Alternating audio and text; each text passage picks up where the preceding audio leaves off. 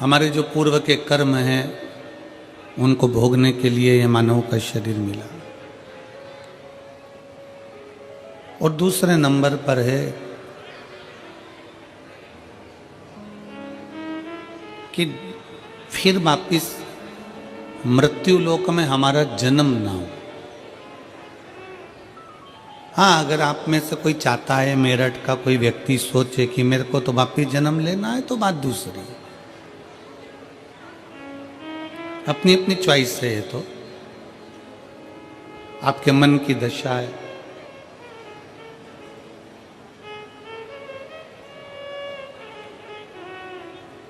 दो कारण से मानव का शरीर मिला। एक अपने कर्म का भोग भोगने के लिए, और दूसरा फिर पुनः वापिस ये मनुष्य का शरीर ना मिले, हम हमारे शंकर के हो जाएं और शंकर हमारा हो जाए और ये शरीर उसमें समा जाए।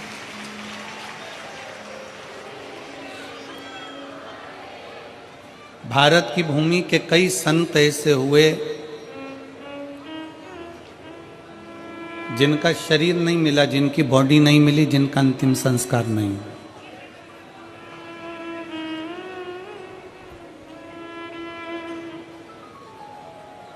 भारत की भूमि के कई संत ऐसे हुए जिनका शरीर नहीं मिला, जिनका अंतिम संस्कार नहीं हुआ, जिनकी बॉडी नहीं मिली। पहले नंबर पर है रामकृष्ण परमहंस जी, जो मां जगत जननी जगदम्बा अम्बा में सशरीर समा गए। दूसरे नंबर पर है चैतन्य महाप्रभु जी, जो जगन्नाथ जी में सशरीर समा गए।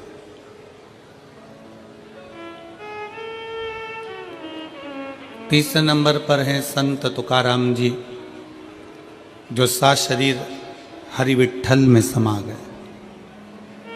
और चौथे नंबर पर है मीराबाई, जो द्वारकाधीश में सशरीर समा गई, जिनकी बॉडी नहीं मिली, जिनका अंतिम संस्कार नहीं।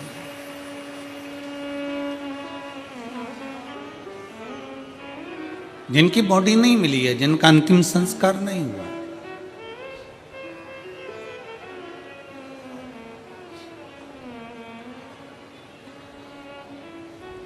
जिनकी ना बॉडी मिली, ना अंतिम संस्कार हुआ, आए थे संसार सागर में अपना भगवत भजन करने के लिए, और वह भगवत भजन कर कर अपने अपने धाम को चले। दो कारण मनुष्य के शरीर के हैं। पहला अपना कर्म भोगना है, और दूसरा जो शरीर मिला है, इस शरीर को फिर पाना जरूरी नहीं, इस शरीर को परमात्मा तक पहुंचाना जरूरी है। परमात्मा तक।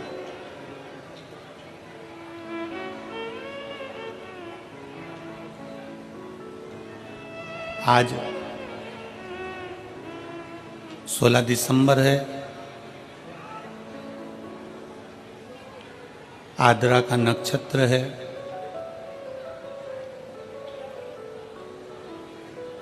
हजारों शिवरात्रियों के बराबर आज का दिन होता है, जिस दिन भगवान शंकर के एक अग्नि खंभ में ज्योति प्रकट होती है, और वो ज्योति सभी 12 ज्योतिर्लिंग में और सभी शिवालयों में विराजमान हो जाती है।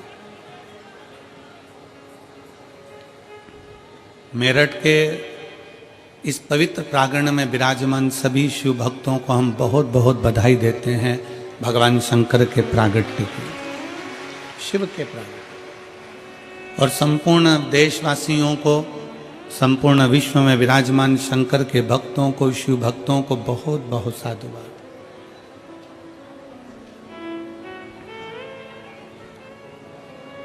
सभी शिव भक्तों के लिए बहुत साधुता।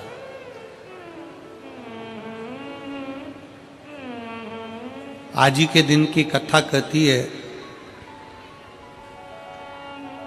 कि जिंदगी में अगर कोई रोग लग गया है, जिंदगी में अगर कोई तकलीफ आ गई है, जिंदगी में अगर कोई दुख आकर खड़ा हो गया है, कोई शरीर में ऐसा रोग आ गया कि डॉक्टर भी इलाज कर रहे हैं पर दवाई भी शरीर को नहीं लग रही है।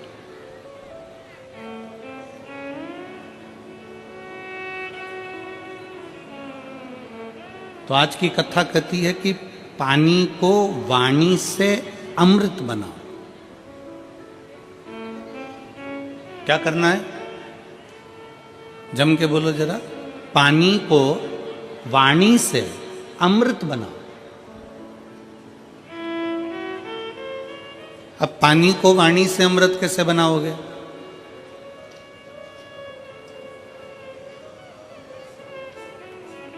और ऐसा कोई व्यक्ति नहीं है यहां पर बैठा हुआ जो पानी से वाणी के माध्यम से पानी को अमृत ना बना। आज आदरा की कथा कहती है, भगवान शंकर का पवित्र चरित्र कहता है, शिव महापुराण का पावन चरित्र कहता है, शिव तत्व कहता है कि अगर रोग बहुत भारी है, तकलीफ बहुत भारी है, शरीर में दवाइयाँ भी अगर असर नहीं कर रही है, तो एक पात्र में जल लिया जाता है और पंचाक्षर मंत्र नमः शिवाय या षडाक्षर मंत्र ओम नमः शिवाय या श्री शिवाय नमस्तुभ्यम जप कर उस पानी की ओर देखते रहते हैं और मंत्र का जाप करते रहते। एक माला 108 मनके की जब पूरी हो जाए, उस पानी को देखते देखते 108 मन का 108 बार भगवान का नाम पूरा हो जाए, उसी पानी को फिर भगवान शंकर पर समर्पित कर दिया जाता है और उसी पानी को झेल लिया जाता है और दिन में सुबह, दोपहर और शाम 3 बार उसका आचमन किया जाता है। शरीर में दवाई लगना प्रारंभ हो जाती है और रोग का निवारण हो जाता है। इसको कहते हैं पानी को वाणी से अमृत बनाना।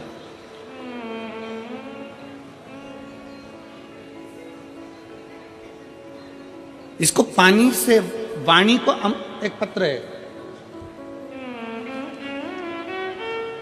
अब देखिए, पानी से वाणी को अमृत बनाने का ये पत्र आपके और हमारे बीच में। मेरा नाम पूनम, पति का नाम संजय कुमार है। मैं रोहता है कि रोहता रोड बाईपास शाहपुर जैनपुर मेरठ की निवासी हूँ। कहीं बैठी हो तो हाथ हिला सकती हैं। अगर कहीं बैठी हो तो हाथ हिला सकती हैं। मेरा नाम पूनम, पति का नाम संजय कुमार है। आप पत्र को एलईडी पर पढ़ सकते हो। मैं रोहता रोड बाईपास शाहपुरा जैनपुर मेरठ की निवासी हूँ। कहीं बैठे हों तो हाथ हिला सकते हैं। मेरा बेटे का जब से जन्म हुआ है वह बीमार रहने लगा। इतने साल तक वह लगातार बीमार रहा। ना उसने बोलना शुरू किया और ना ही उसके शरीर में कोई भी ग्रोथ हुआ। मैंने बहुत डॉक्टरों का इलाज कराया, बस जांच भी कराई। जांच में आया कि इस बच्चे की दिमाग की ग्रोथ नहीं हुई है और ना ही होगी। यह बच्चा कमज़ोर ही रहेगा। गुरुजी, हमारी टेंशन बहुत बढ़ गई कि एक ही तो भगवान ने मुझे बेटा दिया और वह भी बीमार रहने लगा। इलाज कराते कराते 2 साल 4 साल भी पूरे हो गए, पर मेरे बेटे में कोई भी बदलाव नहीं दिखा। ना वो बोलता, ना वो शरीर के माध्यम से चलता। डॉक्टर को बताते, सभी जगह हम लेकर जाते। फिर गुरुजी, एक आंटी ने हमें बताया कि तुम इतना इलाज करा रही हो, एक बार मेरे कहने से शिवजी पर जल चढ़ाओ और जल अपने बेटे को पिलाओ। आस्था चैनल पर कथा आती है, सियोर वाला महाराज प्रदीप मिश्रा कथा करता, उसे सुनो, जो उपाय बताए उसको करने का प्रयास करो, विश्वास को मजबूत बना लेना। बस इतना याद रखो कि अपने भरोसे को, विश्वास को पूर्ण करो। शिवजी पर जल चढ़ाना शुरू किया। शंकर पर जल चढ़ाना, पानी को वाणी से अमृत बनाइए। शिव तत्व का नाम लेकर श्री शिवाय नमस्तुभ्यम कहकर शिवलिंग पर जल चढ़ाती और वही जल लाकर अपने बच्चे को पिलाना प्रारंभ करा। 5 साल तक मेरा बेटा ना बोला, ना उसका दिमाग काम करा, ना चलने फिरने में आश्रित रहा। पर बाबा ने ऐसी कृपा कर दी कि पशुपतिनाथ का व्रत किया, बेटे को लाकर जल देना चालू करा, 6वां वर्ष चालू हुआ और बाबा की कृपा से अब मेरे बेटे ने धीरे धीरे सभी कुछ बोलना प्रारंभ कर दिया। आज गुरुजी मेरा बेटा स्कूल भी जाता है, ट्यूशन भी जाता है, सब कुछ बोलता भी लगा है और उसके दिमाग का भी ग्रोथ शुरू हो गया है, उसका स्वास्थ्य भी पूरी तरह से ठीक है। अब मेरा बच्चा किसी डॉक्टर को भी अब दवाई की जरूरत नहीं है, वह बिल्कुल ठीक है। गुरुजी आपने समस्त समाज को, शिव भक्तों को अलग जगाई। तो ये शिव भक्ति पानी को वाणी के माध्यम से अमृत बनाना। अगर कहीं बैठे हों तो एक बेलपत्र लेने के लिए आ सकते हैं और बच्चा आया हो साथ में तो उसको भी ला सकते हैं। पानी को वाणी से अमृत बनाइए। सबसे सुंदर तरीका, सबसे सरल तरीका। और ये आपको भी बोलना है कि आप अमृत कैसे बना सकते हो।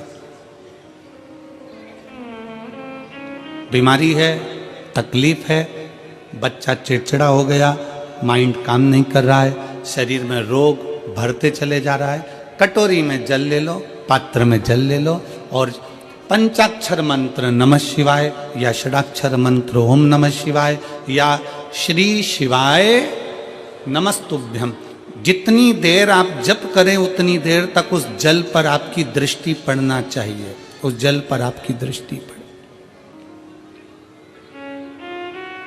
जितनी देर तक आप जप रहे हैं, श्री शिवाय नमस्तुभ्यम कर रहे हैं, उतनी देर तक जल पर आपकी दृष्टि पड़े और फिर वही जल भगवान शंकर को समर्पित करें और वो जल लाकर सुबह दोपहर शाम 3 बार उसका पान करें। 3 बार क्यों?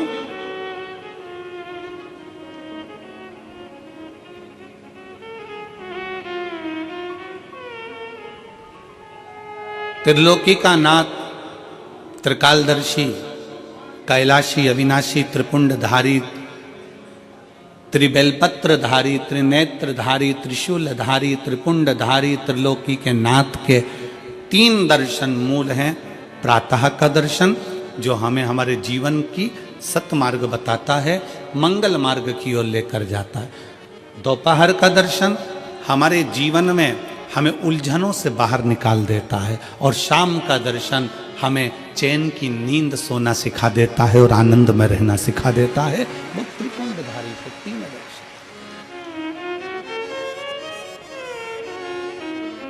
वो कहते हैं ना कि गरीब तो इतना हूं,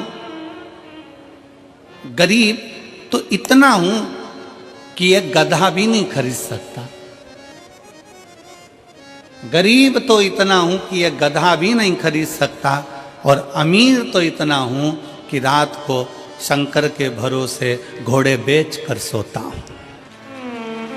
शंकर के भरोसे घोड़े बेच कर सोता हूं। गरीब इतना है कि गधा भी ना खरीद पावे और अमीर इतना है कि जब सोता है चैन की नींद मेरे शंकर के भरोसे होकर घोड़े बेच कर सोता है। ऐसे घुर्राटे भर कर सोता है जैसे इतना बड़ा काम करके आया है, सारी जमीन जायदाद का सौदा कर कर आया, 4 फैक्ट्री का मालिक है, 8-10 दुकान चल रही है और मालूम पड़े सवेरे उठता है फिर अपने काम में लग जाता है। बस समझ लो जिंदगी का सबसे सुखी व्यक्ति वही है जिसके कमरे में नींद की गोली नहीं है।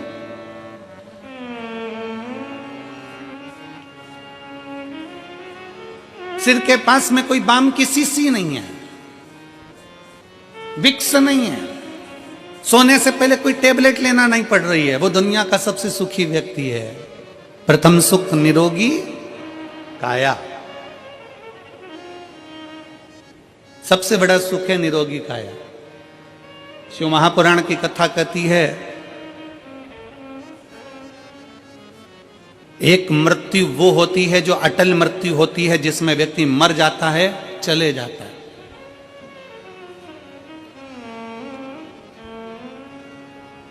जन्म से लेकर मरने तक के बीच में व्यक्ति 100 बार और मरने की कतार पर आ जाता है।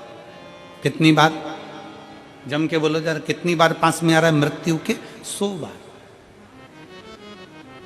मरने वाला मृत्यु अलग है कि मरेगा, परंतु उसके पहले जन्म से मृत्यु के बीच में 100 बार तुम्हारे पास में मौत आती है। 100 बार। कहीं बीमार पड़ गए, एक्सीडेंट हो गया, कहीं कोई कार्य हो गया, कहीं दिमाग खराब हो गया, कहीं मानसिक टेंशन बढ़ गया, कहीं डिप्रेशन में पहुंच गए, कहीं किसी ने कुछ कह दिया, कहीं कुछ हो गया। 100 बार मौत मृत्यु तुम्हारे नजदीक में आती है। किसी ने पूछा ये शंकर पर चढ़ाया गया जल श्री शिवाय नमस्तुभ्यम कहाँ काम आता है? शिव महापुराण की कथा कहती है जो अटल मृत्यु सत्य है वो तो आएगी, मरोगे उसको कोई नहीं टाल सकता, पर जो 100 बार मृत्यु तुम्हारे नजदीक में आती है, तुमने अगर कोई धर्म करा, पुण्य करा, सत्कर्म करा, शिव का नाम लिया, पंचाक्षर नाम लिया, शंकर को 1 लोटा जल चढ़ाया, श्री शिवाय नमस्तुभ्यम कहा है, समझ लो कि तुम्हारे पास में जब 100 बार मृत्यु नजदीक में आती है ना, तो तुम्हारा पुण्य, तुम्हारा भजन, तुम्हारा स्मरण, तुम्हारा मंत्र जाप, तुम्हारा 1 लोटा जल उस मौत को टालता चले जाता है और आगे बढ़ता चले जाता है। अटल मृत्यु तो सत्य है, वो तो आना है, पर उसके पहले भी 100 बार मृत्यु आती है। कहीं बीमार पड़ गए, एक्सीडेंट हो गया, कुछ हो गया, कुछ हो गया, बार बार मौत करीब में आती चली जाती है, बार बार मृत्यु करीब में आती चली जाती। पर उस मृत्यु को तुम भगवान की भक्ति से, तुम भगवान के भजन से, तुम अपने स्मरण से टाल रहे हो, तुम मंत्र जाप से उसको टाल रहे हो।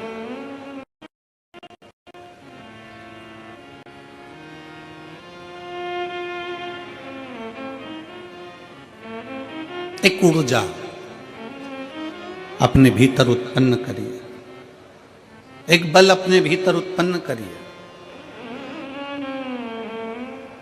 मेरठ की यह पवित्र भूमि इतनी ऊर्जावान भूमि है कि यहाँ सनातनियों को जगाने का काम भी इस मेरठ की भूमि से क्रांतिकारियों को जगाने का किया गया था। ये मेरठ की वो पवित्र भूमि।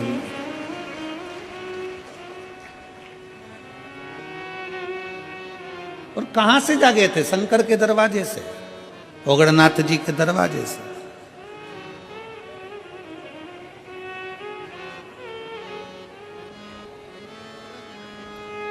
अपने आप को हमें जागृत करना है, अपने आप को हमें जागृत करना है। शिव तत्व कहता है, भगवान शंकर की कथा कहती है कि पानी को वाणी से अमृत बनाओ। और जब पानी को वाणी से, कई माताएं कहती हैं हमारा बच्चा नहीं सुनता, बहुत बहुत हम परेशान हो गए हमारे बच्चे के लिए, वो सुनता ही नहीं गुरुजी, हम कह के परेशान हो गए। कोई कहती है मेरी सास मेरे पक्ष में नहीं बोलती, कोई कहती है मेरी बहू मेरे पक्ष में नहीं रहती, कोई कहता हमारा बेटा नहीं सुनता, कोई कहती है हमारी बहू नहीं सुनती, कोई कहे हमारा भाई नहीं सुनता। और होता है, आज का जमाना बड़ा विचित्र है। एक बहू को समझाओ तो बहू कह देती गुरुजी मैं किसी के बाप की नहीं सुनूंगी, और बूढ़ी बूढ़ी माताओं को समझाओ तो माताएं कह देती है ये कल की आई मैं इसकी सुनूंगी। पिताजी को समझाओ तो वो कह देता है हमारी औलाद की सुन के चलेंगे, जाओ उधर। सास ससुर को समझाओ तो वो कह देते हैं मेरे को तो मेरा पति नहीं समझा पाया तो इसकी सुनूंगी।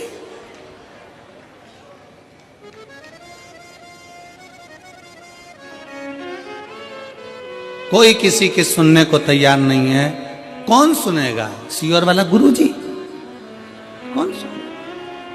घर में तुम रह रहे हो, परिवार में तुम रह रहे हो, कुटुंब में तुम रह रहे हो, सबके साथ तुम रह रहे हो, तो सुनना भी तुमको पड़ेगा। बस इतना अंदाजा लगाओ कि कोई किसी को ना सुनो, पानी को वाणी से अमृत बनाओ, अमृत बनाकर शंकर को चढ़ाकर वही जल लाकर मटके में हंडे में डाल दो, सब पिएंगे, अपने आप उनके भी भीतर निर्मलता का भाव जागृत हो जाएगा, शिव तत्व आ जाएगा।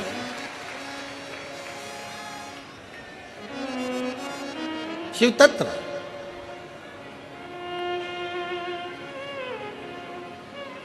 सीहोर का रुद्राक्ष है आप लोगों के पास में? कौन कौन लेकर आए हो? जरा हाथ उठाओ तो जरा, सबके पास में रखो रखो रखो। कुबेरेश्वर धाम का रुद्राक्ष क्या करता है? उसका एक ही काम है, पानी को अमृत बनाने का प्रयास करता है। काशी में रिसर्च चला कि ऐसा रुद्राक्ष में क्या है जिसको तांबे के कलश में गलाया गया और शंकर जी पे चढ़ाया गया और उस पानी को पिया तो उससे बल उत्पन्न हो गया, बीपी, शुगर, थायराइड जैसी बीमारियां ठीक होने लगी। क्या है ऐसा?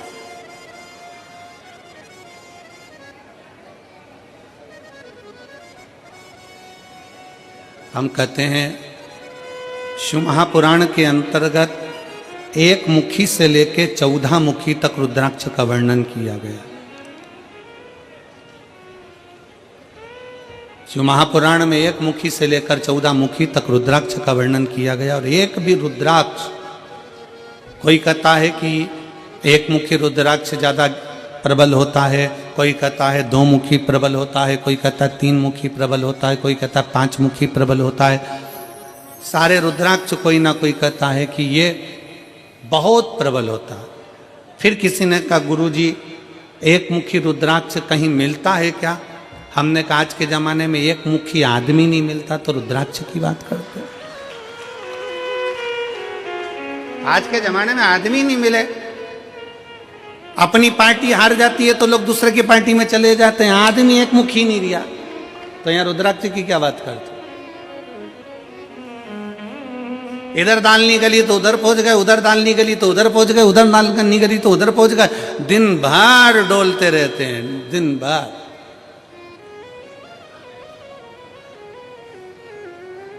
फिर किसी ने पूछा गुरुजी रुद्राक्ष कौन सा असर करेगा, कौन सा रुद्राक्ष असर करेगा? हम कौन सा रुद्राक्ष पहने जो हमारे शरीर पर असर करे? कौन सा रुद्राक्ष हमें पहनना चाहिए कि हमारे शरीर पर असर करे? हम निवेदन करेंगे रुद्राक्ष पहनो मत पहनो, पर मीठी वाणी का रुद्राक्ष अपनी जिह्वा पर रख लो, वो इतना असर करेगा कि सबको अपना बना ले, सबको अपना। वाणी ऐसी बोलिए जो मन का, जम के बोलो जरा, वाणी ऐसी बोलिए जो मन का आपा खोए। पर आज के जमाने में वाणी ऐसी बोलिए जो जम के झगड़ा होए, पर उससे मत बोलिए जो तुमसे तगड़ा होए। आज के जमाने में सबसे मूल है आपकी वाणी। वाणी की श्रेष्ठता हो तो समझ लो कि पूरी दुनिया तुम्हारी है, और वाणी की श्रेष्ठता नहीं तो दुनिया तुम्हारी अपने भी है। एक सास के पास में अंगूठी भी है, एक सास के पास में चेन भी है, एक सास के पास में जेवर भी है, एक सास के पास में दुनिया की प्रॉपर्टी भी है, एक ससुर जी के पास में सब कुछ है। सास ससुर के पास में प्रॉपर्टी है, जमीन है, बंगला है, गाड़ी है, पैसा है, धेला है, सब कुछ है। और मान लो उसकी वाणी अच्छी नहीं हो तो घर में 4 बेटे, 5 बेटे, 3 बहुएं, 4 बहुएं, 5 बहुएं, कोई उसका होगा? जम के बोलो जरा, नहीं। और अगर आपके पास में कुछ भी नहीं है, आपके पास में ना प्रॉपर्टी है, ना गाड़ी है, ना बंगला है, ना जमीन है, ना जायदाद, कुछ भी नहीं, और उसके बाद अगर आपके पास में मीठी वाणी है ना, बस मीठे शब्द है ना, तो पड़ोसी भी आकर तुम्हारी गुलामी कर कर चले जाएगा, पड़ोसी भी आएगा तो तुम्हारी सेवा कर कर चले जाएगा। बुढ़ापे का परम आभूषण है, बुढ़ापे का परम आभूषण है आपकी मीठी वाणी। बुढ़ापे का परम आभूषण है आपके मीठे शब्द।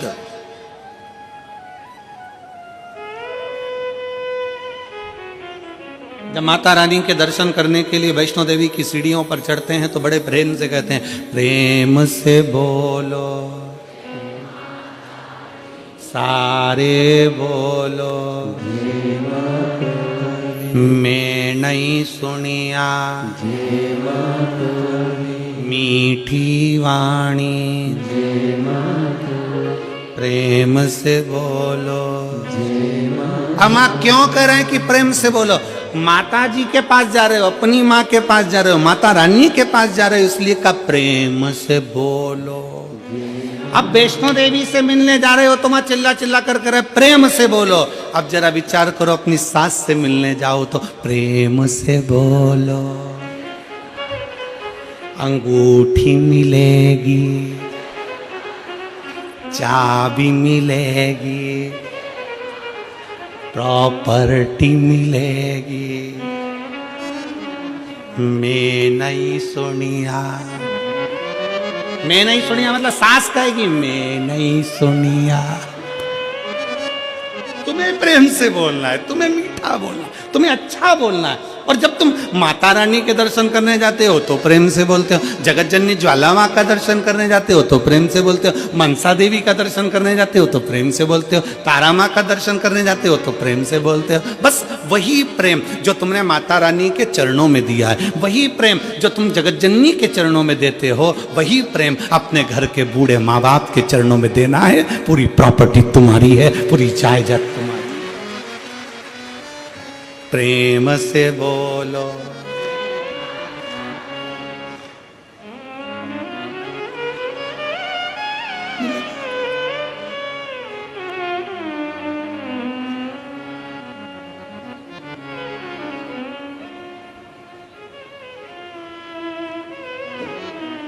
बस एक मीठी वाणी, एक मीठा शब्द आपकी जिह्वा के मीठे उच्चारण भगवान के करीब में लेकर जाते हैं।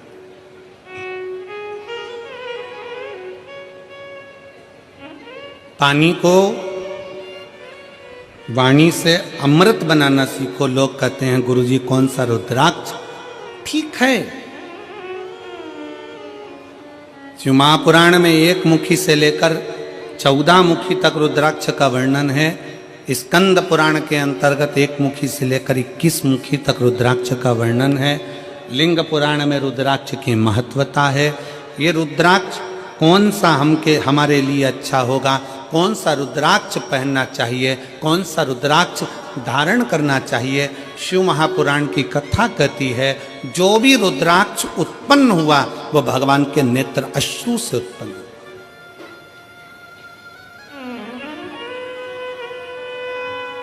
और केवल एक के मिलन से नहीं, रुद्राक्ष शंकर और पार्वती के मिलन से उत्पन्न हुआ है, मिलन से।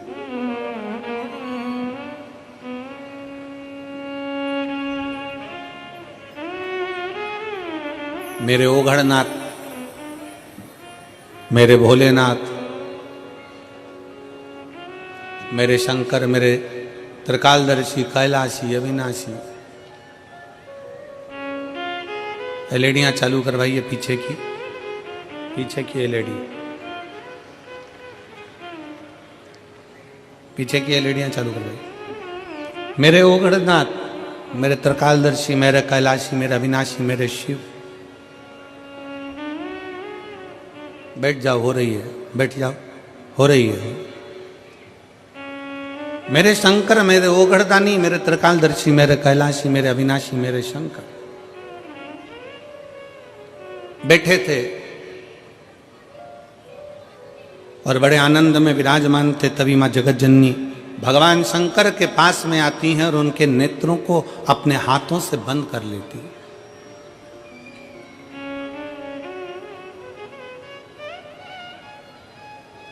मां जगत जननी ने अपने हाथों से भगवान शंकर के नेत्रों को बंद किया और नेत्र को बंद करने पर भगवान शंकर के नयन से जो अश्रु गिरा, उस अश्रु से रुद्राक्ष की उत्पत्ति है।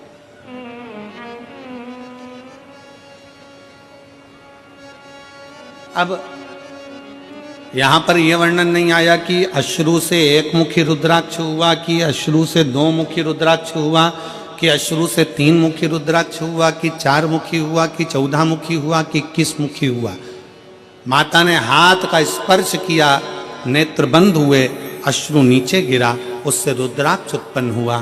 शंकर भगवान का पुत्र है रुद्राक्ष, शंकर भगवान का स्वरूप है रुद्राक्ष, शंकर भगवान का प्रतिबिंब है रुद्राक्ष। इसलिए शिव महापुराण की कथा कहती है, एक तो पंचाक्षर मंत्र नमः शिवाय, षडाक्षर मंत्र ओम नमः शिवाय, श्री शिवाय नमस्तुभ्यम और रुद्राक्ष। ये वो हैं जिनका एक स्पर्श मात्र, जिनको नजदीक में रखा जाए तो जीवन का एक सुख अपने आप उसके करीब में आता चले जाता। मात्र स्पर्श से। और देख लिया संसार हमने देख लिया, सब मतलब के यार हमने देख लिया। झूठे नाते झूठे रिश्ते, झूठे नाते झूठे रिश्ते, अरे झूठा है संसार हमने देख लिया, सब मतलब के यार हमने देख लिया। शिव महापुराण की कथा कहती है कि रुद्राक्ष कोई सा भी हो, 1 मुखी हो, 14 मुखी हो, 21 मुखी हो, 15 मुखी हो, 11 मुखी हो, 10 मुखी हो, 5 मुखी हो, 4 मुखी हो, पर इतना याद रखना कोई सा भी रुद्राक्ष हो, अगर आपके गले में पड़ा हुआ है, अगर वो रुद्राक्ष आपके गले में है, चाहे स्त्री हो, चाहे पुरुष हो, चाहे बेटी हो, चाहे बेटा हो, अगर उसके गले में रुद्राक्ष पड़ा हुआ है तो किसी दुनिया के व्यक्ति की सामर्थ्यता नहीं है कि वो आपको धोखा दे दे और आपसे छल कर कर चले जाए।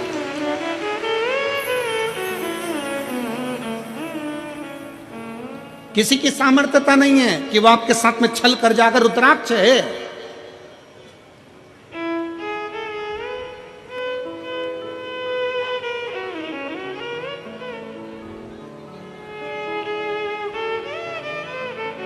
और प्रयास करो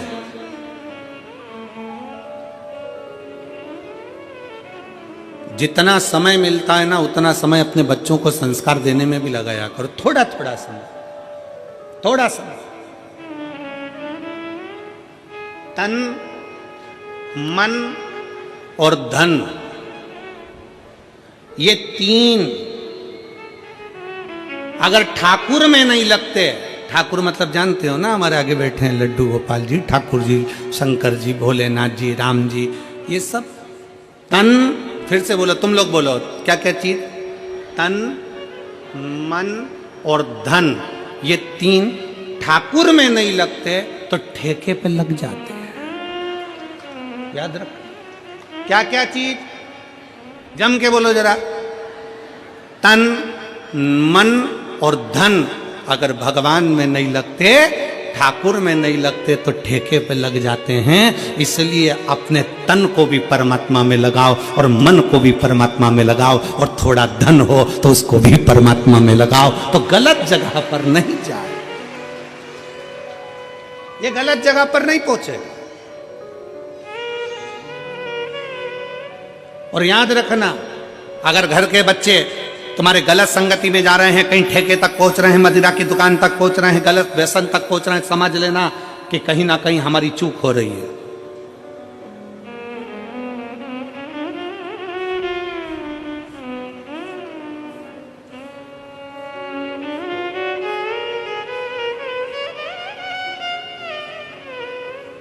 कहीं ना कहीं हमारी चूक हो रही है। जब माता सती भगवान शंकर से विवाह करती हैं, जब माता सती भगवान शिव से विवाह करती हैं, तो भगवान शंकर से विवाह कर कर माता सती बड़े प्रेम से, आनंद से, उत्साह से, आनंद के साथ रहती हैं।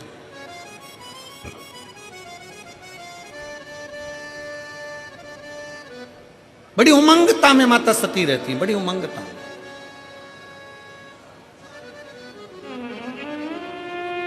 और शिव महापुराण की कथा में देवी भागवत में एक प्रसंग आता है कि देवी भागवत में एक प्रसंग आकर कहा जाता है कि माता सती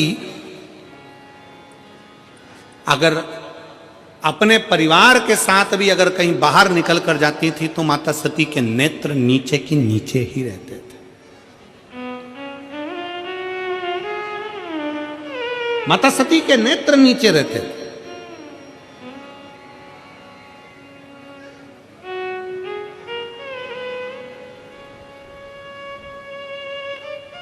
होना चाहिए। बहन, बेटी और पत्नी के नेत्र अगर झुके रहते हैं, बहन, बेटी और पत्नी के नेत्र अगर झुके हैं तो उसके घर के भाई, बाप और पति का सिर कभी नहीं झुकता है।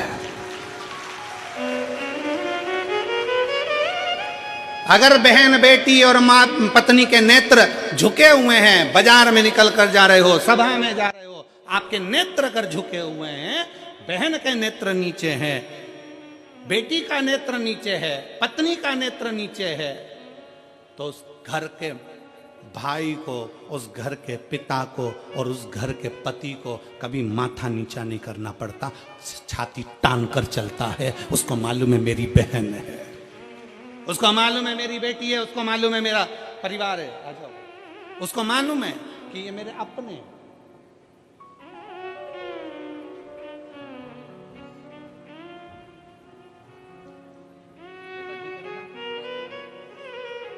एक उसके लिए भी है।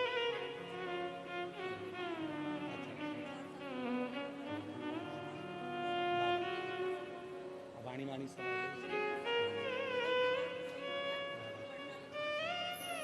दीदी बोल रही हैं 5 साल तक कुछ नहीं बोला और ना उसका माइंड काम करा, ना शरीर, पर बाबा की कृपा से अब बच्चा बोलने भी लगा, स्कूल जाने लगा, ट्यूशन जाने लगा और पढ़ने लगा और बहुत अच्छा हो गया।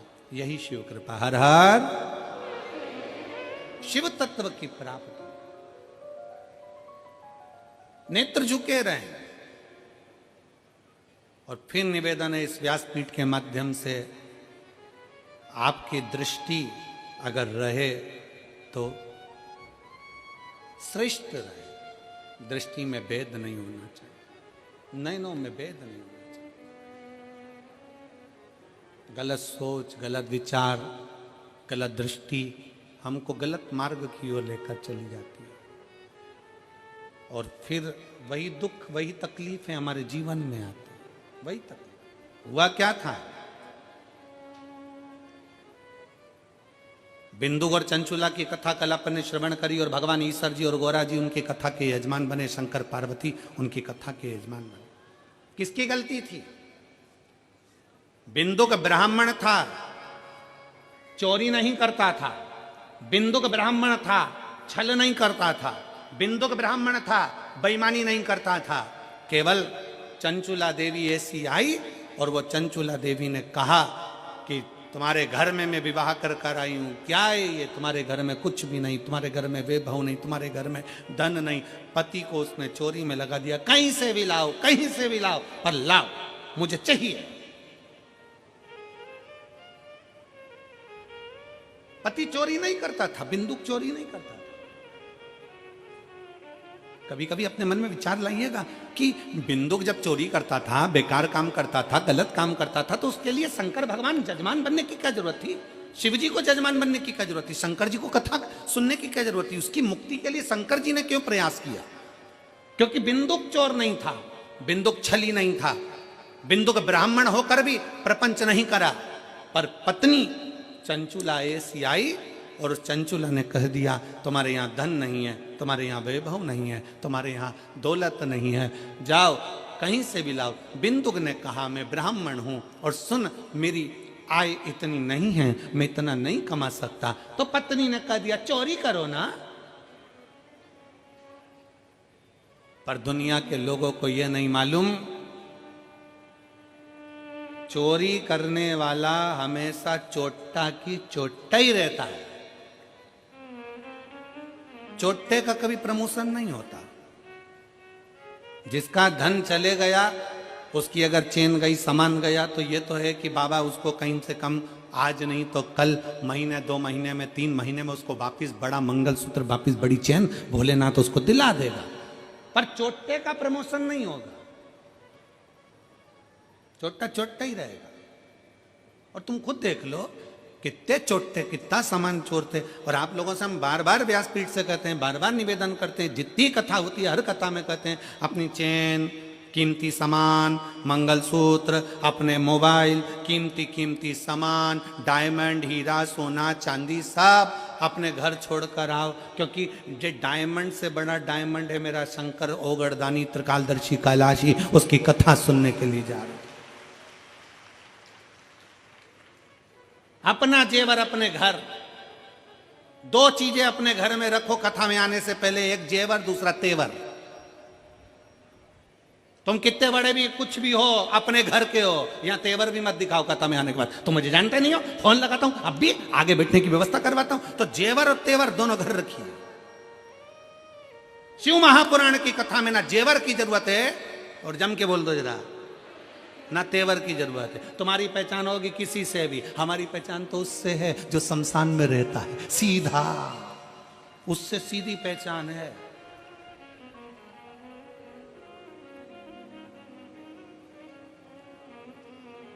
तो दोनों चीजें अपने घर पर रखो, एक जेवर भी और एक तेवर भी। शिव महापुराण में आओ ना तो दोनों चीजें छोड़कर आओ। कितने भी सेठ हो, कितने भी पैसे वाले, कितने भी करोड़पति, कितने भी अरबपति, कितने भी धनपति, अपनी जगह पर हो गए।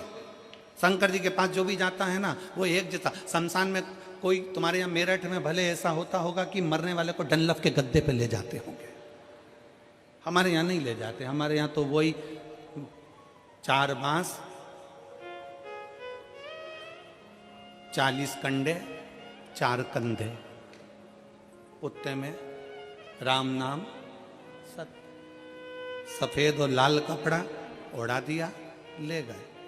कितना भी सेठ हो, कितना भी करोड़पति हो, कितना भी धनपति हो, कितना भी वैभवपति हो, चाहे दुनिया का कंगाल से कंगाल व्यक्ति हो, पर शंकर भगवान के दरवाजे पर शमशान में जब पहुंचेगा उसकी शान सम होगी, इसलिए उसका नाम शमशान है। वहां सबका लेवल बराबर है, कोई बड़ा नहीं, कोई छोटा नहीं, अपने घर कर हो गए तो छोड़िए अब अपने घर पर। जितने जितने लोग कथा सुनने के लिए मेरठ में आए, या रायपुर जब कथा रहे, रायपुर में कथा रहेगी 24 तारीख से 30 तारीख तक। रायपुर में पुराना धमतरी रोड, सेज बाहर, रायपुर। कथा का समय रहेगा 2 बजे से 5 बजे तक, रायपुर छत्तीसगढ़ की कथा का। 24 दिसंबर से 30 दिसंबर तक कथा चलेगी, जिसके आयोजक रहेंगे कमल जी देवांगन। तो हम तो उनसे भी कहेंगे जो भी कथा सुनने आए, अपना जेवर अपना तेवर अपने घर छोड़ कर आओ। यहाँ तो बाबा क्यों किया, हम तो बाबा के भरोसे चलते हैं, हम तो बाबा के भरोसे चलते हैं। ये दुनिया वाले जलते हैं, ये दुनिया वाले जलते हैं, भोले बाबा के भरोसे चलते हैं, शंभू बाबा के भरोसे चलते हैं। तो शिव महापुराण की कथा कर रही है, भगवान शंकर का चरित्र कर रहा है। कुछ आभूषण, आभूषण है मेरा शंकर, कोई आभूषण नहीं है, आभूषण मेरा शिव है, मेरा शंकर ओघड़दानी त्रिकालदर्शी कैलाशी अविनाशी। नेत्र बंद करे माने, रुद्राक्ष प्रकट हुआ। रुद्राक्ष कोई साधारण नहीं, रुद्राक्ष शिव का एक अंश स्वरूप है, अंश स्वरूप।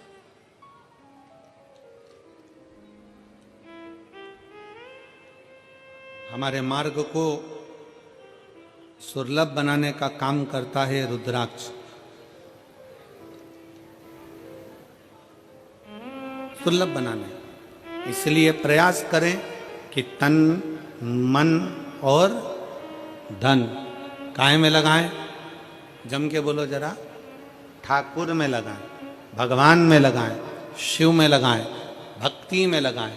अगर ये तन भी अगर नहीं लगा तो एक दिन ये भी बेकार हो जाएगा, और मन और धन ये भी अपने अपनी मंजिल तक नहीं पहुंच पाए। इसको श्रेष्ठता की जगह है।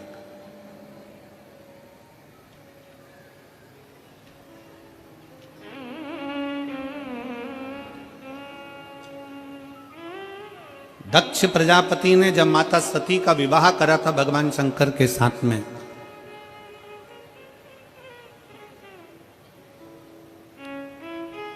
दक्ष प्रजापति ने जब माता सती का विवाह भगवान शिव के साथ करा था तो शास्त्र कहता है कि दहेजा में इतना अंबारियां दी गई, इतना वैभव दिया गया, इतना धन दिया गया, इतनी संपदा दी गई दहेजा में, इतना इतना सामान दिया गया दहेजा में। सती माता देख रही थी कि मेरे पिता ने हीरा पन्ना, दक्ष प्रजापति हैं, दक्षों के राजा हैं, इतना इतना आभूषण, इतना इतना धन, इतना इतना वैभव, इतना इतना पूंजी माता सती की विवाह में दिया गया, इतना वैभव दिया गया।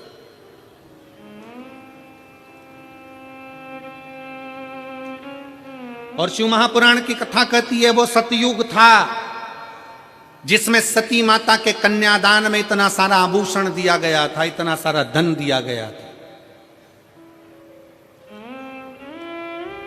वो त्रेता युग था जिसमें राम जी के विवाह के समय पर माता सीता जी को बहुत सारा दहेजा दिया गया था।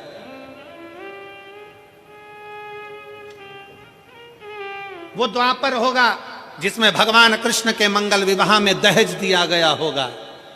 परशु महापुराण की कथा कहती है ये कलयुग चल रहा है, इस कलयुग में अगर बेटी को कन्यादान में कुछ देना है तो अच्छी शिक्षा बेटी को देकर भेजिए, उससे बढ़कर कन्यादान कुछ नहीं।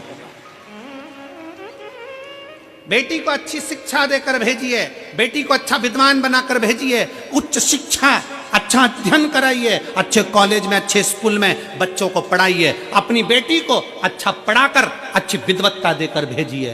क्योंकि बेटी के जीवन में पेट्रोल पंप देखा, गाड़ी देखी, बंगला देखा और मालूम पड़े कि लड़का कहीं गलत विचारों से जुड़ा हुआ मिल गया तो बेटी को रोना नहीं पड़ेगा। अपनी मेहनत खुद करना जानती है, अपना परिश्रम खुद करना जानती है। इसलिए बेटी को कन्यादान में अगर कुछ देना चाहते हो, बेटी को कन्यादान में कुछ प्रदान करना चाहते हो, वो सतयुग था, वो त्रेता था, वो द्वापर था, पर कलयुग का सबसे बड़ा कन्यादान अगर कुछ है तो एक माँ बाप अपनी बेटी को अच्छा पढ़ाएं, अच्छा विद्याध्ययन कराएं, उसको काबिल बनाएं और उस पद तक पहुंचाएं कि तुम्हारी बेटी जिस दिन तुमसे मिलने के लिए आए तो खुश होकर कहे पापा आज मेरा प्रमोशन हो गया, आज मैंने फिर एक कंपनी में आगे बढ़कर नौकरी करी है, पापा आज मुझे सम्मान मिला है, पापा आज मैंने ये किया है।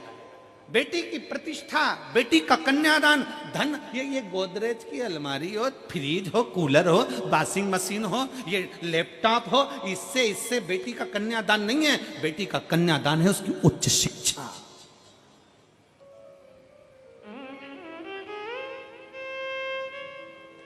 बेटी का कन्यादान है उसकी अच्छी पढ़ाई।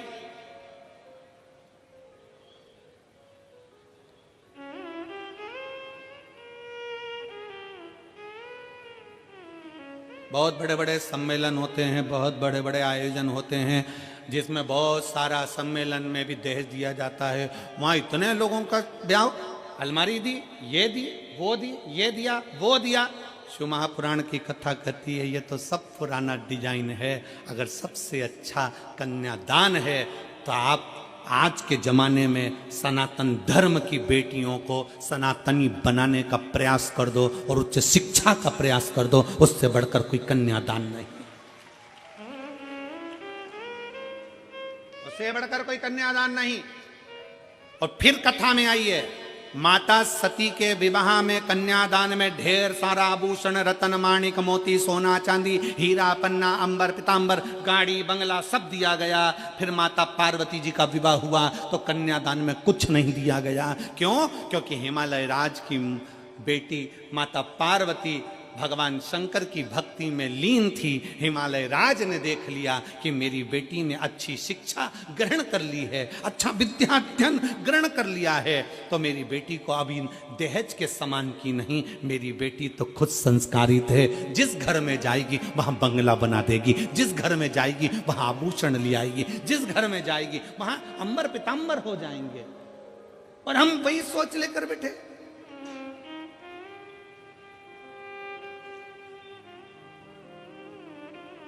लड़का जन्म लेता है और घर के लोग जब ब्याह करने का समय आता है तो लड़के के माँ बाप भी सोचने में पड़ जाते हैं, लड़की के बाप के पास में इतना सामान है, ऐसा लगता है देगा, वो तो देगा, वो तो देगा, वो तो देगा, वो तो देगा, वो तो देगा, वो तो देगा, अंगूठी तो देगा, चेन तो देगा, घड़ी तो देगा।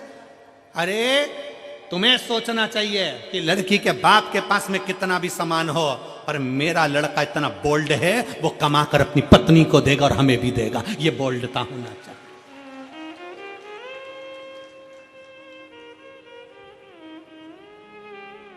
पर हम सोच हमारी लेकर बैठे हैं। इस कलिकाल में रहने के बाद भी हमारी सोच हम छोटी सी लेकर बैठे हैं। शंकर भगवान माता पार्वती जी के साथ ब्याह करे, हिमालय राज ने हाथ जोड़कर पूछ लिया, मैं हिमालय राज हूं, हिमालयों का राजा हूं, बताओ शंकर भगवान तुम्हारे कन्यादान में पार्वती जी के क्या क्या दिया जाए। ये सारा महल, सारा नगर, सारी दौलत, सारी संपदा तुम्हारी है भोलेनाथ, क्योंकि तुम मेरे दामाद हो, तुम मेरे जमाई हो। बताओ तुमको क्या दिया जाए कन्यादान में। पार्वती जी के कन्यादान में क्या दिया जाए। शंकर जी जानते थे मेरा ब्याह सती से हुआ था तो कन्यादान में बहुत मिला था, कन्यादान में बहुत मिला था, पर सती के अंदर अहंकार भी बहुत आ गया था, क्योंकि मेरे पिता ने दिया, मेरे बाप ने दिया, ये मेरा है। और वो सती माता जलकर भस्म हो गई तो शंकर भगवान ने कह दिया कन्यादान में कुछ मत देना, बस पार्वती दे दो, उसमें अगर संस्कार होंगे तो ये दौलत लंकापति रावण को सोने की लंका देने वाला भी अपने लिए महल बना सकता है। क्या करूं कन्यादान का। माता सती को बार बार शंकर भगवान समझाते थे, हे सती अभिमान नहीं करना, हे सती अहंकार मत करना, पर सती कुंभज बाबा के आश्रम में कथा श्रवण करने के लिए गए, माता सती के अंदर अहंकार उत्पन्न हो गया। सती जी को लगा ये कथा वाचने वाला, ये कथा कहने वाला जब मुझको प्रणाम कर रहे हैं, कथा वाचने वाले जब मुझे प्रणाम कर रहे हैं, तो ये तो मेरे आगे फिर छोटे। कथा वाचने वाला जब व्यासपीठ पर बैठता है तो आप सबको नमन करता, प्रणाम करता है। बोलो करता है कि नहीं करता। हम भी आते हैं, आपको प्रणाम करते हैं, नमन करते हैं। क्यों करते हैं? क्योंकि कथा वाचने वाला बड़ा नहीं है, कथा सुनने वाला बड़ा।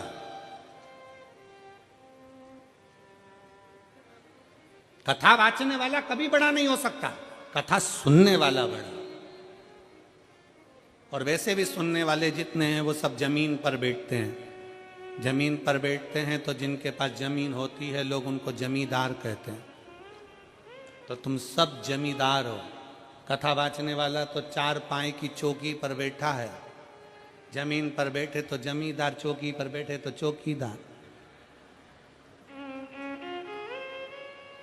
अब तुम जमींदार हो, तुम्हारी मर्जी पड़ी तो बैठे, नहीं तो उठ के चल दिए। तुम जमींदार हो, तुम्हारा मन पड़ा तो पानी की बोतल निकाली, पी गए। जमींदार हो तुम, तो जमीन पे बैठे हो बड़े आनंद से। जमींदार हो, तुम्हारा मन पड़ा तो चाय कूड़ ली, निपटा लिया। जमींदार हो तुम तो जेब में से निकाल के मल भी लेते हो। जमींदार हो, थोड़ी देर में भजन आएगा तो फटकी भी लगा लोगे। और जैसे ही महाराज जी बोलेंगे हारा, तुम तो जमींदार। जमींदार तो कुछ भी कर सकता, बेचारा चौकीदार फंसा ना, जो हाथ जोड़ के बैठा, चौकीदार फंसा। उसको तो पूरी 3 घंटे की ड्यूटी देना है, और पूरी 3 घंटे की ड्यूटी देने के बाद फिर हाथ पैर सीधे करना है। तुम्हारा मन, तुम तो मर्जी पड़े तो कथा सुनते सुनते, और मन पड़ जाए तो फिर मोबाइल निकाल के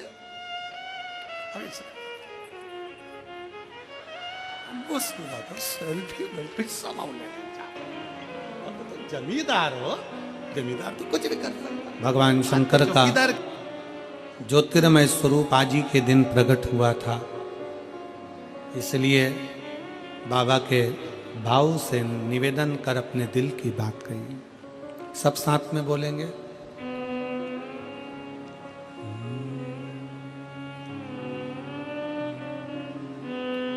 श्री शिवाय नमस्तुभ्यं।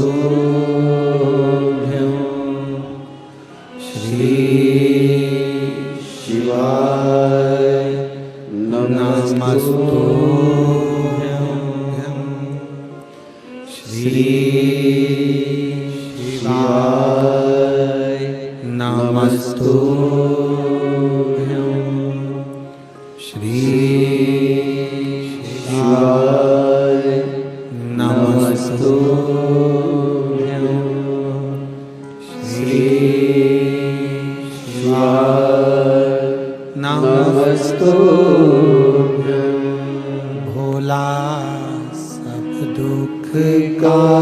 काटो मारा, भोला सब दुख काटो मारा।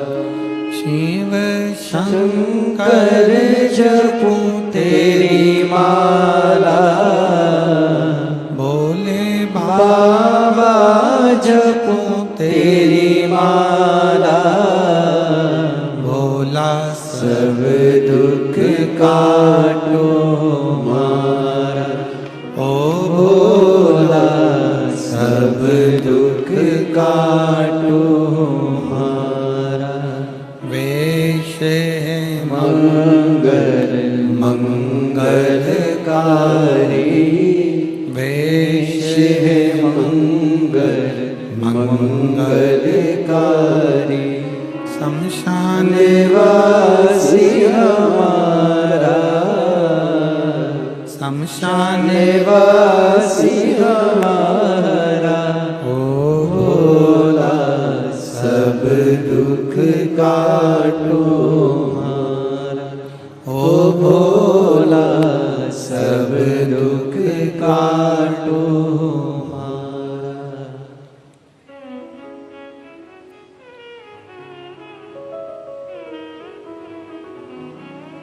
भगवान ओगड़दानी त्रिकालदर्शी कैलाशी विनाशी शिव की कथा कर रही है। सती माता के विवाह में बहुत सारा दहेजा दिया गया, पर पार्वती माता के दहेजा नहीं। अच्छा संस्कार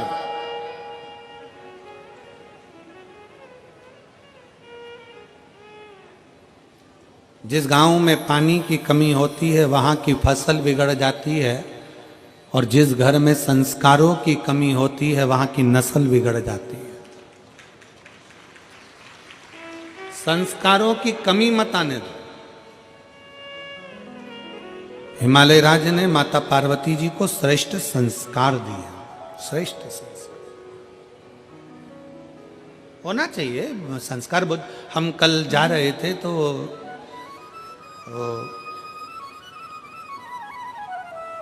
संदीप गोयल जी के बेटे शिवम हमारे साथ में थे।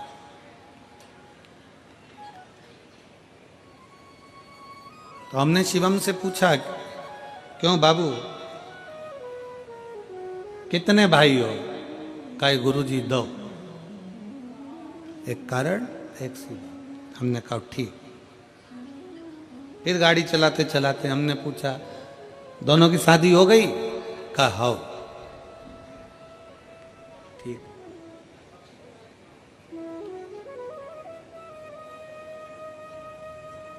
हमने कहा दोनों बहुएं?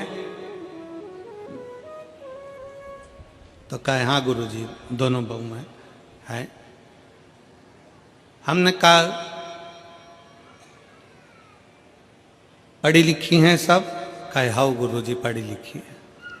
हमने कहा फिर तुम अगर कोई कर्म कर रहे हो, तुम कोई कार्य कर रहे हो, या तुम्हारा कोई वो स्कूल है, आदिक है, तो हमने कहा उन बहुओं को भी थोड़ा बहुत काम सौंपो, जिससे वो भी स्कूल जाएं। उनकी जो एजुकेशन उनके माँ बाप ने दी है, वो एजुकेशन का सही उपयोग वो कर सके और उसको आगे बढ़ा सके। अपने ज्ञान को दूसरे को दिया जाए। धन चोरी हो सकता है, संपदा चोरी हो सकती है, वैभव चोरी हो सकता है, सत्ता वापिस चोरी होकर बदल भी सकती है, पर आपके भीतर की विद्वत्ता, जो माँ बाप ज्ञान देते हैं, जो संस्कार देते हैं, जो विद्या अध्ययन आपने करा होता है, वो अपना ज्ञान अपन दूसरे को देकर हो सकता है कि उसको अच्छे लक्ष्य तक पहुंचा सके। और वही माता पार्वती जी का चरित्र कर रहा है। हमारे बच्चों को हम कन्यादान में कुछ दें ना दें, हमारे बच्चों को हम अलमारी, फ्रिज और वो थाली का सेट, डिनर सेट, मोती का सेट, सोफा, बोलते जाओ, सोफा सेट, हाफ सेट, और ये सब मिलने के बाद फिर ससुराल वाले अपसेट।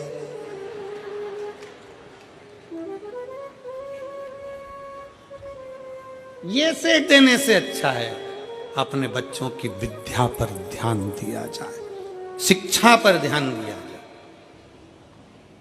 शिक्षा पर बहुत जरूरी है। मेरे शंकर भगवान की धर्मपत्नी माता पार्वती, शास्त्र कहता है मां ब्रह्मा जी की धर्मपत्नी माता सरस्वती स्वयं सामने आकर खड़ी हो जाती थी और पार्वती मैया सम्मुख में आकर जब शब्दों का उच्चारण करना प्रारंभ करती थी तो माता सरस्वती भी स्थिर होकर देखती थी।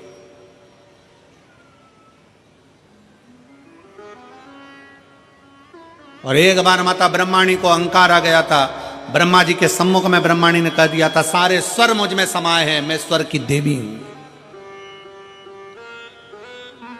सारे स्वर मुझ में समाये हैं, मैं स्वर की देवी हूं। सब कुछ मुझ में भरा हुआ है, मैं ज्ञान की देवी हूं। तब माता पार्वती जी ने सरस्वती को बिठाकर कहा था, सरस्वती ऐसे शब्द कभी ना बोलिए, अहंकार के शब्द अपने भीतर ना आना चाहिए। तब सरस्वती माता भरी सभा में जब विराजमान थी और सभा के अंतर्गत जब स्वरों का ज्ञान प्रारंभ हुआ था, तब माता सरस्वती को फिर अभिमत्ता का भाव उत्पन्न हो गया था। तब देव अधिदेव महादेव ने माता सरस्वती के सम्मुख में जो संगीत का स्वर अपने डमरू की नाद से दिया, वो देते ही माता सरस्वती स्तुब्ध हो गई, चुप हो गई, मौन।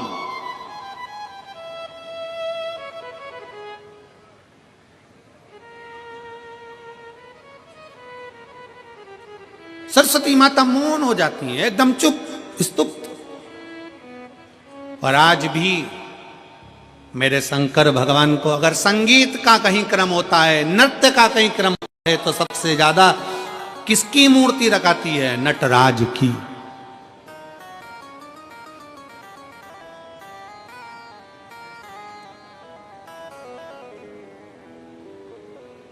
शिक्षा वो आभूषण है, शिक्षा वो हीरा है जो अपने बेटी को, अपने बेटों को जरूर दीजिए, बहुत जरूरी है। और उस शिक्षा का जब आभूषण आपके बच्चों के अंतर्गत आएगा, तो जैसे अभी कथा में कहा था कि तन मन धन तीनों परमात्मा में लगाओ, ठाकुर में लगाओ, शिव में लगाओ, नहीं तो ये ठेके में चला जाएगा। इसलिए संस्कार अगर अच्छे हैं, शिक्षा अगर अच्छी है, विद्वत्ता अगर अच्छी है, तो निश्चित है हमारे घर के बच्चे कभी भी गलत जगह पर नहीं जाएंगे और वो सत्मार्ग की ओर बढ़ते चले। शिक्षा सीखो उनसे।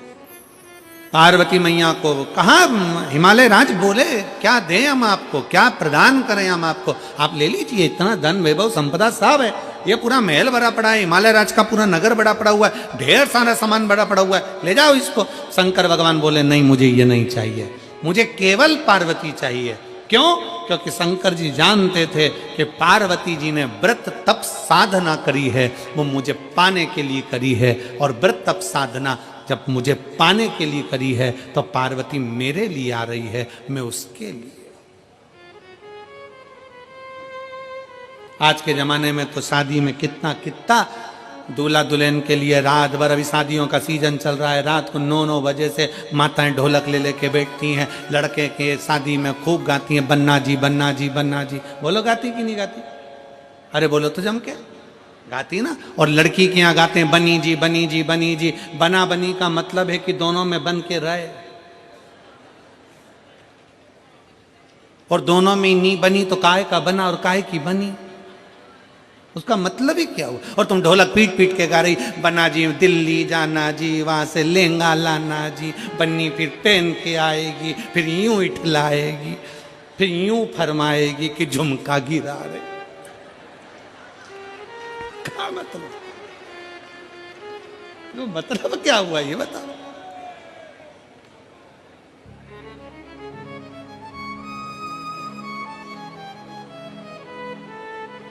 अरे महाराज,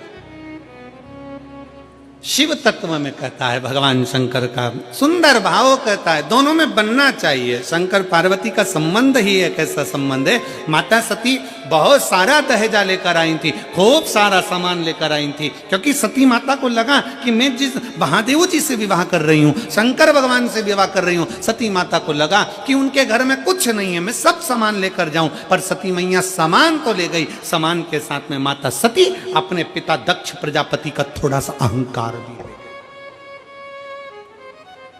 अभिमान भी ले गई। और कभी अभिमान लेकर मत चलो, कभी भी उस अभिमान को छोड़कर चलो। हम यजमान परिवार आशीष जी बंसल जी को इस बात के लिए धन्यवाद देंगे। आशीष बंसल जी जितनी बार सीओर आए, जितनी बार एक दो कथा में भी उनसे मिलना हुआ, तो उन्होंने, हमने जब बातचीत हुई तो उनके शब्दों में हमको एक बात अच्छी लगी कि वो हमेशा एक ही बात कहते थे, गुरुजी हम पूछते मेरठ में व्यवस्था, तो कहे गुरुजी सब भोलेनाथ बैठा है सब करेगा, शंकर जी बैठा है सब करेगा। और हमारी जो समिति है केदारेश्वर समिति, गुरुजी बहुत बोल्ड है। उन्होंने ये नहीं कहा कि हम बोल्ड है, उन्होंने ये नहीं कहा कि हम जजमान कर लें या ये कर लें, उन्होंने कहा गुरुजी हमारी केदारेश्वर समिति बहुत बोल्ड है, वो सब कर सकती है, आप चिंता ना करें। शंकर का नाम ही उनकी समिति का है, आप चिंता ना करें, सब होगा। इसको कहते हैं समर्पण, अभिमत्ता को त्याग कर शिव तत्व की प्राप्ति, अहंकार को पटक कर शंकर की प्राप्ति। सती मैया लेकर गई सामान, तो सामान के साथ में ले गई थोड़ा सा अभिमान। इसीलिए फिर निवेदन है, जितने भक्त शिव महापुराण की कथा को आस्था चैनल के माध्यम से सुन रहे हैं, टीवी चैनल के माध्यम से सुन रहे हैं, फेसबुक यूट्यूब के माध्यम से सुन रहे हैं, और इस मेरठ की पवित्र भूमि से सुन रहे हैं, आपसे निवेदन है बहू लाना तो कार वाली नहीं, बहू लाना तो संस्कार वाली लाना, जो हमारे को लेकर चले। हो सकता है कार के साथ थोड़ा सा अहंकार आ जाए, हो सकता है कार के साथ थोड़ा सा अहंकार आ जाए, पर शिव पुराण कहती है कि संस्कार के साथ कभी अहंकार नहीं आता, संस्कार के साथ संस्कार ही रहता है। उसकी भक्ति का बल बढ़ता है, उसके विश्वास का बल बढ़ता है। एक पत्र है,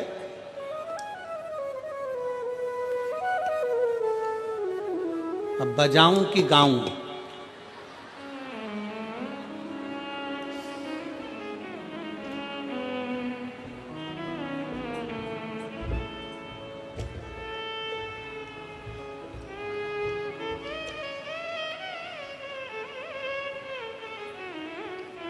मैं बच्चों की दादी, हमारी भी दादी हो, मैं सतीश चौधरी पत्नी मंजू देवी, गांव रामपुरा, जिला बदायूं, उत्तर प्रदेश से हूँ। मेरा मोबाइल नंबर ये है। अब डमरू पकड़ा दिया तो नंबर तो हमको याद हो गया। ठीक है, कहीं बैठी हो तो हाथ हिला सकती हैं, और अगर आई हो तो बेलपत्र लेने के लिए आ सकती हूँ। मैं सतीश चौधरी पत्नी मंजू देवी, गांव रामपुरा, जिला बदायूं, उत्तर प्रदेश से आई हूँ। मेरा मोबाइल नंबर ये है। मैं बहुत दुखी थी बाबा। मुझे 15 साल का एक लड़का, 16 साल की एक बेटी थी। मेरा बेटा जो 15 साल का था, उसको बीमारी लग गई और ब्लड कैंसर हो गया। ब्लड कैंसर से मृत्यु हो गई। उसके बाद एक बेटी है, पर मन ठीक नहीं रहता, रोती रहती कि मेरा लड़का चले गया। डॉक्टर को दिखाया कि हो सकता है कि मैं फिर वापिस माँ बन जाऊं और मुझे संतान हो जाए। डॉक्टर ने मना कर दिया, पेट में गांठ है तो मैं बच्चा नहीं हो सकता, मां नहीं बन सकती। तब मैंने किसी के कहने पर टीवी पर बाबा की कथा सुनना प्रारंभ करी, और हमें कथा के माध्यम से इतना विश्वास हुआ। मैं रोते रोते मैनपुरी की कथा में पहुंच गई, और मैनपुरी की कथा में जब गई और मैनपुरी के पंडाल में मैंने जाकर कथा सुनी, और बाबा से केवल एक ही प्रार्थना करी कि मेरा गया हुआ बेटा मुझे वापस दे दो। बाबा से प्रार्थना करी, घर आई, डॉक्टर ने तो कह दिया था कि मैं माँ नहीं बन सकती, पर बाबा की कृपा से मेरा गर्भ ठेर गया और बाबा की करुणा से मेरे घर में एक बेटे ने जन्म ले लिया। मैं बाबा को यहाँ प्रणाम करने के लिए, मैं शिव को नमन करने के लिए, एक विश्वास, एक भरोसा, एक दृढ़ता आपके भीतर है। एक पत्र और है, बड़ा सुंदर पत्र है।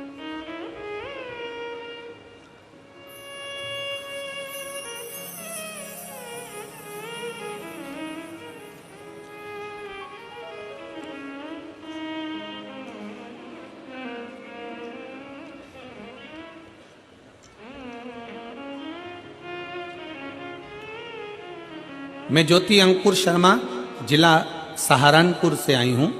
कहीं बैठी हो तो हाथ हिला सकती हैं, अगर कहीं बैठी हो तो हाथ हिला सकती हैं और एक बेलपत्र लेने के लिए आ सकती हैं। मैं ज्योति अंकुर शर्मा, जिला सहारनपुर से आई हूँ। एक लोटे जल का मैं क्या वर्णन करूँ गुरुदेव। हमारा जानवरों की दवाई का, वेट मेडिसिन का अपना व्यापार था। कोरोना महामारी के दौरान व्यापार बंद हो गया। उसके बाद हमसे नौकरी लगवाने के नाम पर एक आदमी ने पैसे ले लिए और भाग गया। बहुत कष्ट में थे, कर्जे में आ गए, चारों तरफ से अंधेरा छा गया, किसी भी अपने ने साथ नहीं दिया। जब बच्चे दूसरे बच्चों को देखकर कुछ भी मांगते ना तो आंखों से आंसू आ जाते। बहुत नकारात्मकता आ गई, किसी भी चीज में मन नहीं लगता। गुरुदेव, बच्चे भूखे रहते, दूसरों का मुंह देखते, शरीर में बीमारियों ने भय लगा रहता। तब फिर मेरी मम्मी ने आपकी कथा के बारे में बताया और हमने टीवी पर आपकी कथा सुनना प्रारंभ करी। जनवरी 2024 में मेरे पति के मामा जी सीहोर से कंकर शंकर लेकर आए और मेरे पति रोजाना 1 लोटा जल शिवजी को चढ़ाते। हमने शिवरात्रि पर पार्थिव शिवलिंग का निर्माण भी किया, ऑनलाइन अभिषेक किया और बाबा की बेलपत्र को रख लिया। बाबा से बस प्रार्थना करी और बाबा ने सुनी। 3 महीने भी नहीं हुए गुरुदेव, सारा कर्जा मेरे बाबा ने उतार दिया। अब हम किसी भी चीज की कोई कमी नहीं है, सारा भय समाप्त हो गया। जब से बाबा ने हमारा हाथ पकड़ा है, अब हम बाबा के भरोसे हैं राह दिखाने के लिए। बहुत बहुत धन्यवाद। और लाइन अच्छी लिखी है, उसका स्मरण आप और हम करें। भोले बाबा तेरी नौकरी सबसे बढ़िया है, सबसे खरी। तेरे दरवाजे की चाकरी सबसे बढ़िया है, सबसे खरी। एक शिव पर आश्रित हो, हम शंकर पर आश्रित, हम शंकर पर भरोसा कर। क्या देगा, कैसे देगा, कब देगा, ये वही जान सकता, ये वही जानेगा। हम नहीं जान सकते कि कौन क्या दे रहा है, कैसा दे रहा है। ये उसके ऊपर निर्भर करता है, उसके ऊपर निर्भर करता है।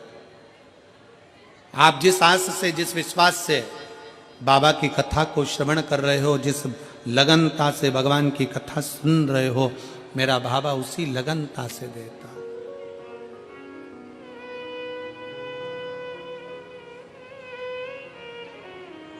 जो जैसी भावना लाया वो वैसा ही फल पाया।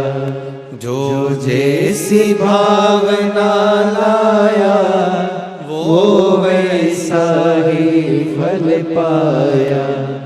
नहीं खाली उसे लौटाया वो मन ही मन हर्षाया। और कर दिया माला माल काशी वाले ने लुटा दिया भंडार काशी वाले ने। ओ कर दिया माला माल काशी वाले ने लुटा दिया भंडार काशी वाले ने।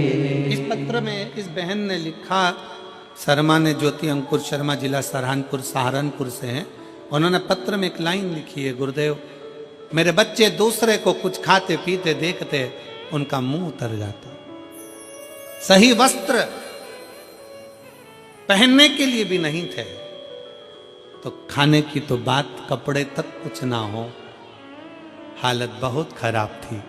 तब कुबेरेश्वर धाम के उस कुबेर भंडारी को याद किया और बाबा की कृपा से एक लोटा जल सारी समस्या का, फिर वो कुबेरेश्वर बाबा संभाल, इसमें कोई दूसरा नहीं,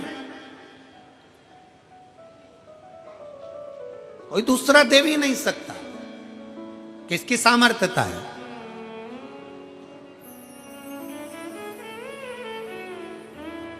और फिर निवेदन है आप सबसे, शिव महापुराण कथा के माध्यम से एक विनय निवेदन है, किसी को मरने के बाद कंधे पर उठाओ ना उठाओ चलेगा, पर किसी के जीते जी अगर कोई तकलीफ में है तो उसको अपने कंधे का सहारा देकर आगे जरूर बढ़ाओ, जरूर बढ़ाओ।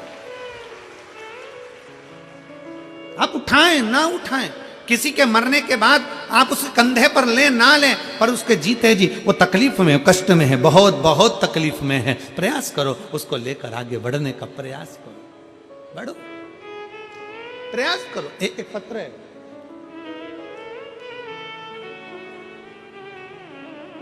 पहले इस लड़के का फोटो देखिए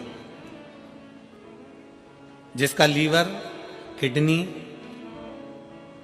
सब बेकार हो चुका है और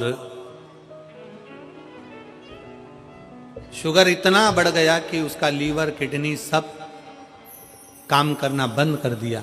बच्चे का फोटो आप लोग एलईडी के माध्यम से देखेंगे जो वेंटिलेटर पर पड़ा है। सब कुछ शरीर का जो जो फंक्शन है सब काम करना बंद कर दिया और आखिरी में उसको वेंटिलेटर पर डाला। कविता भाटी, पति का नाम ललित भाटी, हरियाणा, जिला पलवल, फूल विहार कॉलोनी, भूर सिंह मंदिर से हूं। मेरा फोन नंबर, मोबाइल नंबर यह है। एक लोटे जल का मैं क्या वर्णन करूं गुरुजी, मेरे देवर की तबीयत इतनी बिगड़ गई कि शुगर 500 से ऊपर हो गया, जिसके उन्हें सांस लेने में दिक्कत होने लगी, तो जिसे हम उन्हें हॉस्पिटल में ले गए तो डॉक्टरों ने देखने पर बोल दिया तबीयत ज़्यादा है, इन्हें वेंटिलेटर पर डाल दिया। अब इस पत्र के माध्यम से आपके विश्वास को देखना है, आपके भरोसे को देखना है कि आपकी दृढ़ता कितनी प्रबल। गुरुदेव शरीर पूरा खराब हो गया, किडनी, लीवर सब बेकार हो गया, वेंटिलेटर पर डाला। आखिरी में डॉक्टर ने कह दिया कि शरीर में इतना इन्फेक्शन है कि इनको डायलिसिस चालू करना है, इनको डायलिसिस करना है और डायलिसिस हो तभी हो सकता है कि आराम लगे। डायलिसिस की बात आ गई। तब आखिरी में किसी ने कथा सुन रखी थी और मंदिर में जाकर एक लोटा जल शिव को चढ़ाकर बेलपत्र लाकर उसके पलंग के पास रखा और जल होठों पर लगाया। बाबा की ऐसी कृपा हुई गुरुदेव, डॉक्टर तो शिव का रूप हैं पर शंकर का चढ़ा जल भी अपना काम करता है। और हमने फिर निवेदन करेंगे, डॉक्टर शिव का एक अंश है। डॉक्टर भी आपके लिए मेहनत करते हैं, शिव का एक अंश है। डॉक्टर बहुत परिश्रम करते हैं, पर साथ में शंकर पर करा गया भरोसा, विश्वास इतना दृढ़ हो गया। किसी के पास सीहोर का रुद्राक्ष था, वो रुद्राक्ष उसके पास में रखा और बाबा की ऐसी कृपा हुई गुरुदेव, 3 दिन के अंदर उन्हें वेंटिलेटर से नीचे उतार दिया और डायलिसिस की भी जरूरत नहीं पड़ी। उनका किडनी और लीवर काम करना प्रारंभ कर दिया। अगला फोटो लगाया है जिसमें मेरे देवर ठीक हो गए, उनका मैं फोटो लगा रही हूं। अगला फोटो आप लोग एलईडी के माध्यम से देख सकते हैं। पहला फोटो, फिर ये दूसरा फोटो जिसमें वो ठीक हुए। शिव तत्व की प्राप्ति, शंकर की भक्ति और शिव की उदारता एक विश्वास के साथ, एक भरोसे के साथ।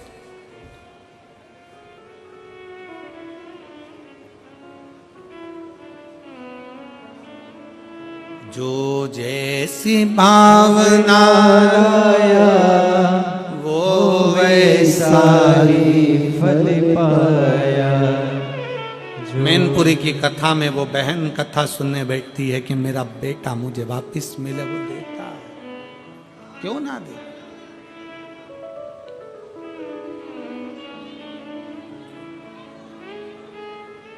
कहीं से आए हैं क्या ये लोग बाबू? आप लोग क्यों खड़े हो? कोई बाहर दंडवत आए हैं क्या? दंडवती है, आ जाओ। एक जो दंडवती करता है आ जाओ, आ जाओ।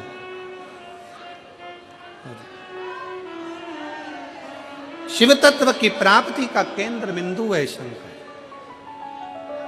शिव महापुराण कथा कहती है, भगवान शंकर का चरित्र कहता है, शिव तत्व कहता है। आपका विश्वास, और फिर कल की कथा में जैसे कहा गया था कि विश्वास एक अपने आप पर, अपनी लगनता पर, अपने कर्म पर पूर्ण भरोसा रखना, और दूसरा मेरे शंकर पर पूर्ण भरोसा, पूर्ण भरोसा, पूर्ण भरोसा शिव पर रखिए। और जब भरोसा प्रबल होगा तो शिव को मिलने में देरी नहीं। सती मैया की कथा कर रही है, माता पार्वती जी का चरित्र कर रहा है कि माता सती सामग्री लेकर गई, पर साथ में अभिमान अहंकार थोड़ा सा लेकर चली गई, जिसके कारण उनका ध्यान भगवान की कथा में नहीं लग पाया, भगवान की कथा में उनका चित्त नहीं लग पाया। कुंभज बाबा कथा कर रहे थे, सती मैया का चित्त नहीं लग पाया, सती मैया का मन उचिष्ट हो गया, सती मैया का मन उचिष्ट हो गया, उनका ध्यान कथा में नहीं गया। और शिव महापुराण का सबसे बड़ा क्रम है, आप जितनी देर पंडाल में बैठो, भगवान की आरती हो, कर्पूर गौरम हो, शिव आरती तक जब तक कथा के पंडाल में बैठे हो, तब तक भगवान शंकर की कथा में तुम्हारा चित्त, तुम्हारा मन, तुम्हारा ध्यान रमा होना चाहिए।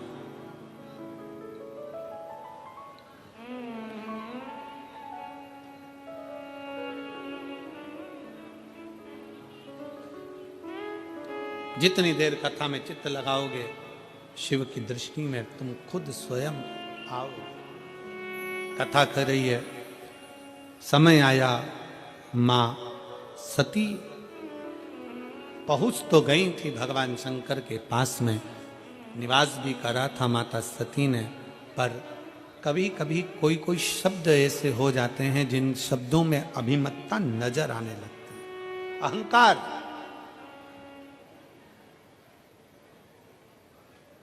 और सब कुछ आए शरीर में, पर कभी अभिमान अपने शरीर में मत आने देना, अपने मन में मत आने देना, अपनी दृष्टि में मत आने देना। अभिमान, अहंकार, अहम अपने भीतर ना आने। अहंकार में तीन गए, धन, वैभव और वंश। ना मानो तो देख लो रावण, कौरव और कंस, तीनों अहंकार में चले गए, तीनों अभिमत्ता में चले गए, तीनों अहम में चले गए। स्वयं लंकाधिपति रावण के सामने भगवान शंकर भी जाकर खड़े हो गए थे और रावण से कह दिया था, रावण तेरे सामने राम युद्ध करने के लिए खड़े होंगे। रावण सुन, अगर तुझे मुझसे कुछ चाहिए, कोई सहयोग चाहिए तो मांग ले। रावण अगर तुझे मुझसे कुछ सहयोग चाहिए तो मांग। रावण कहता है नहीं बाबा नहीं। भोलेनाथ जी से कहता है कि मुझे तुमसे कुछ नहीं चाहिए, क्योंकि मुझ में वो बल है। सोने की लंका में रहता हूं, सोने के महल में रहता हूं, सोने के नगर में रहता हूं, और पूरा मेरा जितना परिवार है ये बहुत प्रबल परिवार है। बहुत सारे मेरे नाती पंती, मेरे भाई बंधु हैं, ढेर सारे असुर राक्षस मेरे साथ जुड़े हुए हैं। मुझे कुछ नहीं चाहिए, मुझे नहीं चाहिए। शंकर भगवान तो बोले थे तुझे कुछ चाहिए तो बोल।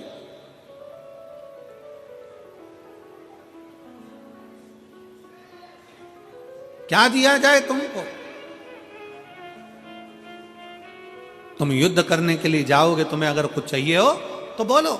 पर रावण ने कह दिया कि महाराज मुझे अब कुछ नहीं चाहिए, मेरे पास सोने की लंका है, मुझे अब कुछ नहीं चाहिए, मेरे पास में इतना वैभव है, मुझे अब कुछ नहीं चाहिए, मुझे इतना सब कुछ प्राप्त हो गया, मैं करूंगा तो करूंगा, क्या करूं मैं इसका?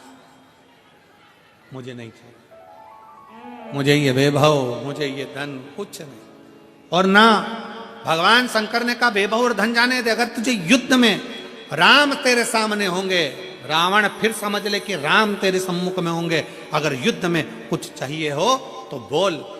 फिर भी शंकर भगवान के सामने रावण कहता है मैं बड़ा वीर हूं, मैं बड़ा प्रबल हूं, मुझे कुछ नहीं चाहिए, कुछ नहीं, क्या करूंगा मैं लेकर। समझाने का कार्य था भगवान शिव का।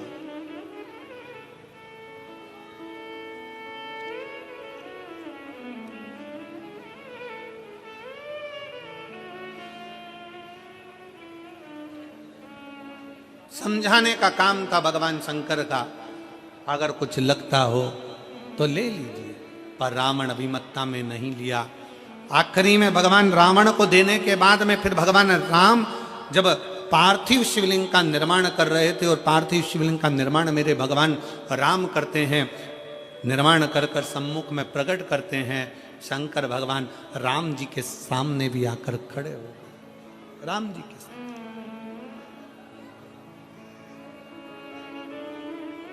फिर आ गए और मेरे राम सम्मुख में, राम के सम्मुख में मेरे भगवान शंकर, राम के सम्मुख में मेरे शिव फिर सम्मुख में आ गए, फिर आए।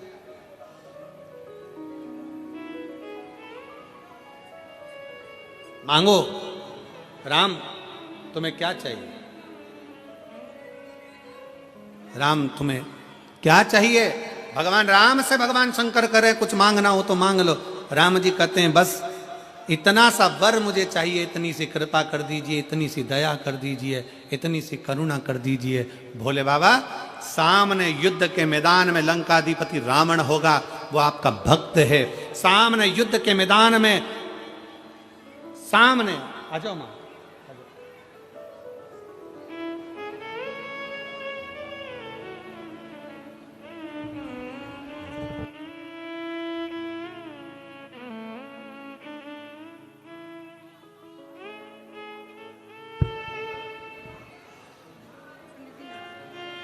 आपका डमरू हमको मिल गया था और आपके बहुत बहुत साधुवाद है। जो बच्चा ब्लड कैंसर से शांत हुआ था, मैनपुरी की कथा आपकी बहू श्रवण करी और बाबा दिए उसके लिए एक बहू के दादी जी को बधाई हो। शंभू